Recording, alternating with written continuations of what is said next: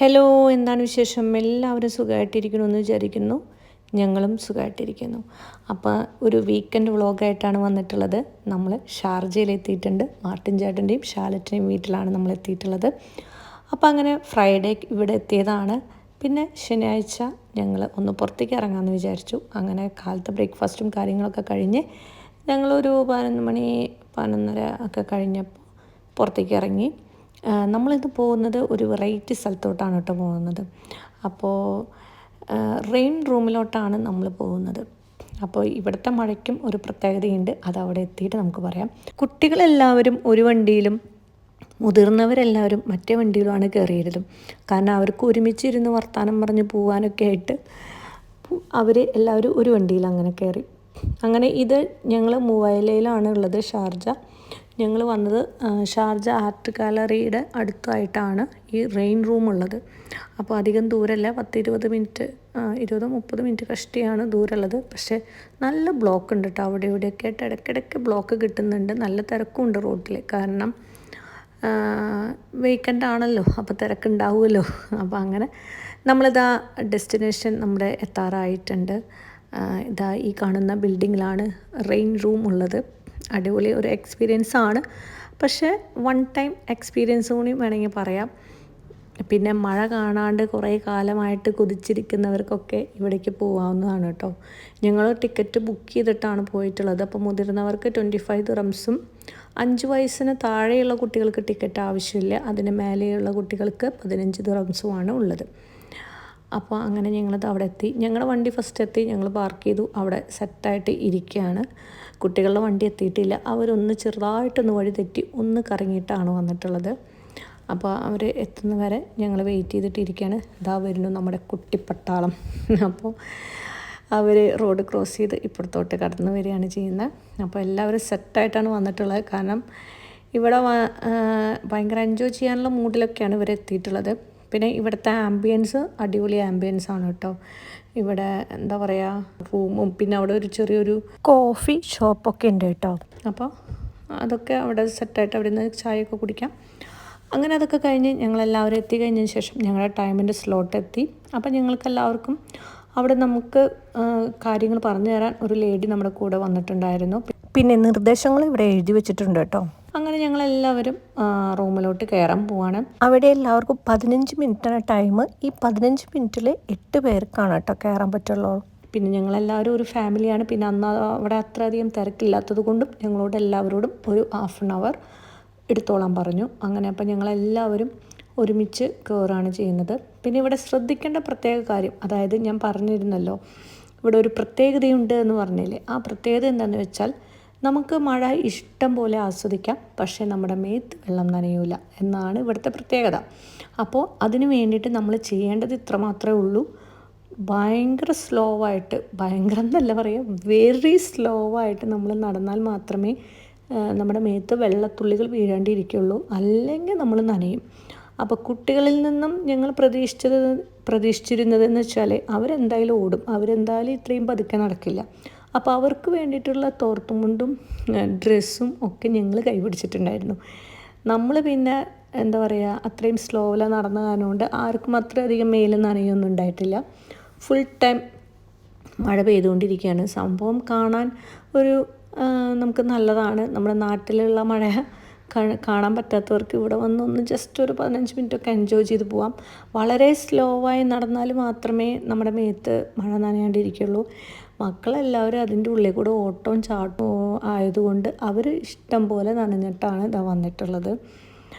അപ്പോൾ ഇതാണ് റെയിൻ റൂമിൻ്റെ മെയിൻ വിശേഷങ്ങൾ. അപ്പോൾ നമുക്ക് ഇനി ഇതൊക്കെ കണ്ടൊന്ന് ആസ്വദിക്കാം.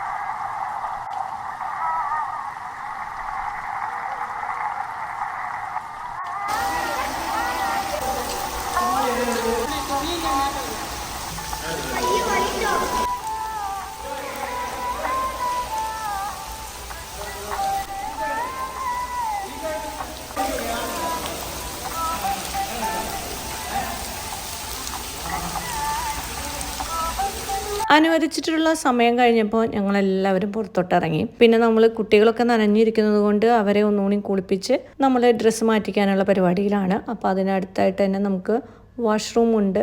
അപ്പോൾ അവിടോട്ട് പോയിട്ട് അവരെ ഡ്രസ്സ് മാറ്റിച്ചിട്ട് വരാം. ചെറിയ മഴത്തുള്ളിയൊക്കെ നമുക്ക് കിട്ടും കേട്ടോ. അങ്ങനെയുള്ളവർക്കാണെങ്കിൽ നമുക്ക് ഇവിടെ ഡ്രയർ ഉണ്ട്, അവിടെ നിന്നാൽ മതി, നമ്മൾ മേലൊക്കെ ഉണങ്ങി കിട്ടും. അപ്പോൾ ഇവരൊക്കെ നന്നായി നനഞ്ഞതുകൊണ്ട് ശരിക്കും അങ്ങനെ നമ്മുടെ റെയിൻ റൂം അവസാനിക്കുകയാണ്. എല്ലാവർക്കും വീഡിയോ ഇഷ്ടപ്പെട്ടു എന്ന് വിചാരിക്കുന്നു. ആരും മറക്കരുത് like, share, subscribe. Thank you. അപ്പോൾ അടുത്ത വീഡിയോ ആയിട്ട് കാണാം.